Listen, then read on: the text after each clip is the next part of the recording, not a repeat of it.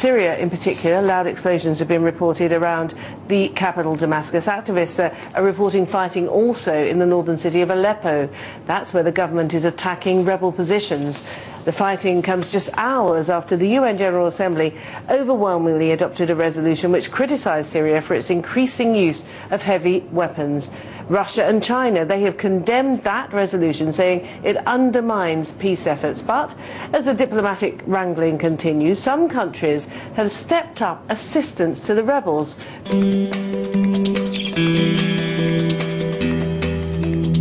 Resolution The violence follows a vote at the United Nations condemning the regime and the UN's own Security Council for failing to act over Syria. Drafted by Saudi Arabia and non-binding, the resolution was passed by a large majority. But it was condemned by China and Russia, who argue the civil war will get worse if the regime falls.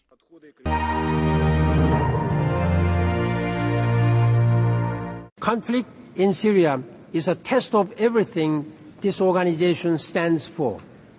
I do not want today's United Nations to fail that test. The resolution was written by Saudi Arabia, chair of the Arab group, which along with Qatar has been supporting the opposition. We have seen the result that demonstrates the broad consensus within the international community, a consensus that does not support the paralysis of the Security Council, a consensus that says that the United Nations cannot be oblivious to the suffering of the Syrian people. One voice that's still fragmented. Both Russia and China voted against the resolution. Russia believes it could even be dangerous.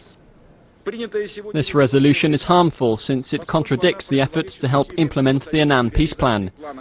It undermines the chances for launching a Syrian process for a political settlement.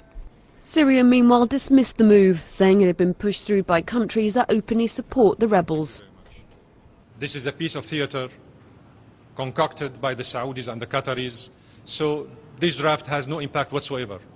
It certainly won't have a binding impact, as votes in the General Assembly cannot be legally enforced. Add to that the resignation of UN Arab League envoy Kofi Annan and a stalemate in the UN Security Council, and it becomes difficult to see just how a resolution will be found to end the 17-month crisis in Syria. And we warn you, the images you're about to see are disturbing. Activists say this is the aftermath here. Bodies strewn about, blood everywhere. They say at least 72 people were killed there. And now in Damascus, security is still tight. Government checkpoints all around the capital. Inside, activists say heavy government bombardment continues. 16 straight days, they say, in one suburb, while rebels still roam the streets. Activists say at least 120 people were killed across Syria on Friday alone. 7 already killed in the early hours today, the early hours of Saturday. Back in Aleppo now. A symbolic victory for the opposition. A rebel fighter holding here the head from a statue of Hafez al-Assad. He ruled Syria for 30 years before turning the reins over to his son and the current President Bashar. And that was just over 12 years ago.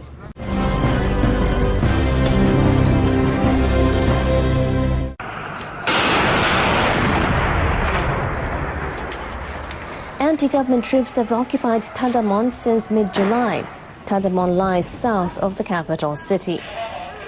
Government forces attacked with helicopters to regain control of the district.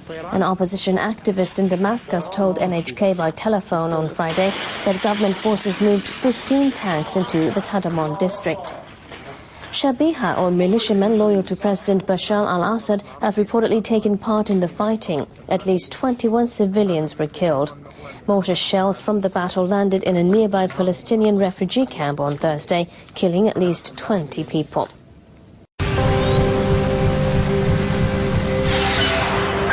In villages like this one and across Syria, there is great concern tonight for the city of Aleppo. People here say the violence we've seen in Aleppo over the last few days could be nothing compared to what may be coming. Syrian troops and tanks and artillery are still massing outside Aleppo, and rebels in the city tell us they are running desperately low on ammunition and might not be able to hold out much longer.